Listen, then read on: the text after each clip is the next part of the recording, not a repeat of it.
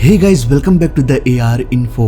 और इंसान इस दुनिया में अपने आप को कामयाब साबित करने के लिए किसी भी हद तक जा सकता है, फिर चाहे इसकी कीमत किसी को अपनी जान देकर ही क्यों ना चुकाना पड़े। और जब बात आती है स्पेस की दुनिया में अपनी कामयाबी की कहानी लिखने की, तो इस कामयाबी की लड़ाई में खुद बड़े बड़े देश शामिल हो जाते हैं। आज की ये कहानी एक ऐसे कुत्ते की है जिसे इंसान ने अपने आप को कामयाब दिखाने के लिए स्पेस में मौत की नींद सुला दिया। आखिर क्या थी पूरी कहानी और उस कुत्ते को स्पेस में क्यों भेजा गया? आइए पूरी कहानी जानते हैं आज के इस वीडियो में। ये कहानी 1950 के दशक की है, जब दुनिया का हर एक देश स्पेस की दुनिया में अपने आप को कामयाब दिखाना चाहता था। उस समय दुनिया के दो सुपर पावर सोवियत यूनियन और यूनाइटेड स्टेट ऑफ अमेरिका के बीच रेस चल रही थी। ये दोनों ही देश स्पेस की दुनिया में अपने आप को शहंशाह साबित करने के लिए दिन रात एक कर रहे थे। इसी बीच 4 अक्टूबर 1957 को रूस ने अपना पहला स्पेसक्राफ्ट स्पुतनिक 1 को सक्सेसफुली अर्थ के ऑर्बिट में पहुंचा दिया। दुनिया के इतिहास में ये पहला मैनमेड ऑब्जेक्ट था जो कि सक्सेसफुली अर्थ के ऑर्बिट में पहुंचने में कामयाब हुआ। रूस की इस अचीवमेंट ने अमेरिका और रूस के बीच हो रहे स्पेस रेस में रूस को काफी आगे कर दिया।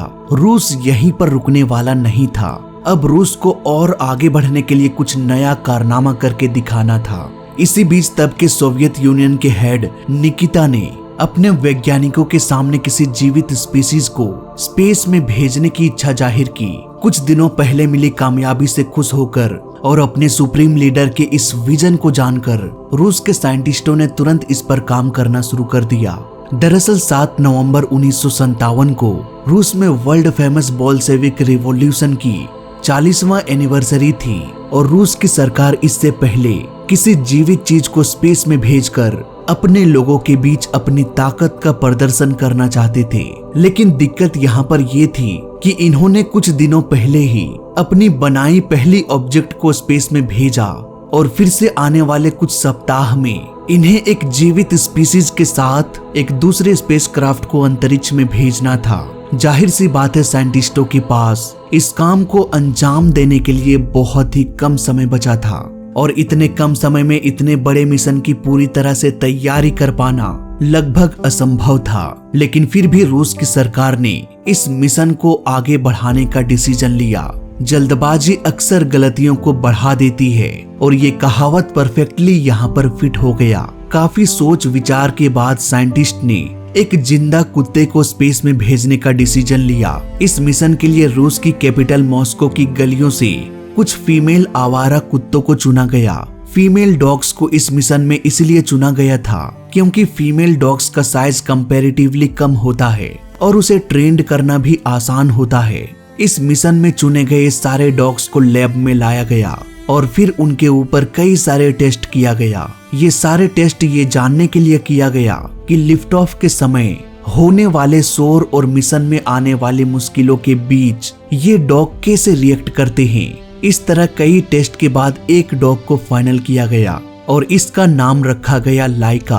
अपने स्वभाव से लाइका एक बेहद शांत जानवर थी। इसके बाद लाइका को कई और खौफनाक टेस्ट से गुजारा गया। इस दौरान लाइका को एक छोटे से पिंजरे में रखा जाता था और उसके आसपास का शोर काफी बढ़ा दिया जाता था। रूस के साइंटिस्ट ये जानना चाहते थे कि जब लिफ्ट ऑफ के समय लाइका के आसपास भयानक शोर होगा तो लाइका कैसे रिएक्ट करेगी। एक्सपेरिमेंट से पता चला कि शोर बढ़ने पर लाइका की हार्ट बीट कई गुना बढ़ जाती थी और फिर दोबारा से नॉर्मल होने में 3-4 घंटों का समय लग जाता।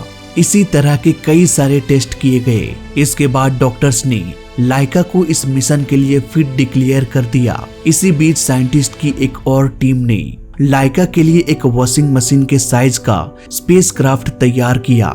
इस स्पेसक्राफ्ट में लाइका के हर एक एक्टिविटी को ट्रैक करने के लिए कई सारे सेंसर्स लगाया गया। इतने इक्विपमेंट्स इक्विपमेंट्स को फिट करने की वजह से लाइका के लिए बहुत ही कम जगह बची। लाइका बस मुश्किल से अपना सिर हिला सकती थी।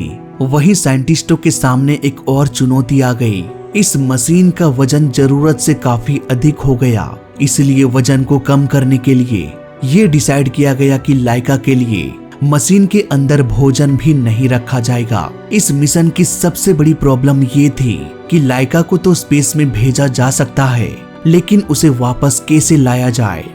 किसी भी रॉकेट के पास धरती पर लैंड करवाने की टेक्नोलॉजी दुनिया में कहीं भी नहीं थी, और इसीलिए एक लंबे डिस्कशन के बाद इस बात पर मोहर लगा दिया गया कि लाइका को तो स्पेस में भेजा जाएगा, लेकिन उसे वापस नहीं लाया जाएगा। उस समय साइंटिस्टों ने लाइका के केबिन में 7 दिनों की ऑक्सीजन सप्लाई दी थी, और ये समझा गया था कि ऑक्सीजन खत्म होने के बाद लाइका लगभग 15 सेकंड्स में मौत को गले लगा लेगी।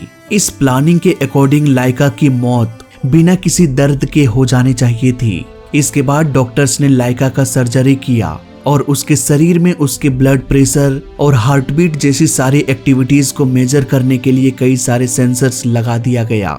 इतना सब कुछ होने के बाद इस मिशन की तैयारी पूरी हो चुकी थी। टीम में शामिल हर एक मेंबर ये जानता था कि लाइका कभी भी इस दुनिया पर लौट कर नहीं आने वाली, इसलिए टीम के एक मेंबर को लाइका पर बहुत दया आ गई और स्पेसक्राफ्ट को भेजने के 3 दिन पहले वो लाइका को एक रात के लिए अपने घर ले गए। उन्होंने कहा कि लाइका की मौत से पहले वो उसके लिए कुछ अच्छा करना चाहते हैं।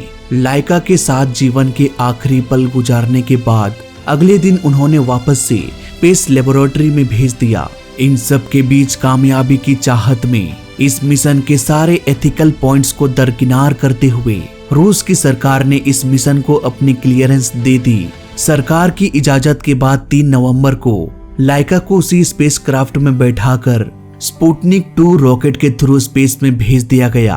बढ़ी हुई धड़कनें, हाई ब्लड प्रेशर और घबराई हुई आंखों के साथ लाइका अपने मौत के सफर पर निकल चुकी थी। ये एक ऐसा सफर था जिससे वो कभी लौट कर नहीं आने वाली थी। वहीं धरती में मौजूद कंट्रोल सेंटर में बैठे वैज्ञानिक लगातार लाइका और उसके स्पेसक्राफ्ट पर नजर बनाए हुए थे। सेंसर्स ये बता रहा था कि लिफ्ट ऑफ के समय लाइका के दिल की धड़कन नॉर्मल से करीब 4 गुना बढ़ गई। जहां एक तरफ धरती में मौजूद इंसान अपनी इस कामयाबी से काफी खुश हो रहा था, वहीं दूसरी तरफ स्पेसक्राफ्ट में मौजूद लाइका बेहिसाब घबराई हुई थी। स्पेस में पहुंचने से कुछ देर पहले ही ऑर्बिट तक पहुंचते पहुंचते इसका टेम्परेचर करीब 90 डिग्री सेल्सियस तक पहुंच गया। मॉस्को की ठंडी गलियों में घूमने वाली लाइका इतने हाई टेम्परेचर को कैसे झेल पाती। अंत में करीब 103 मिनटों तक ये स्पेसक्राफ्ट धरती का चक्कर लगाया।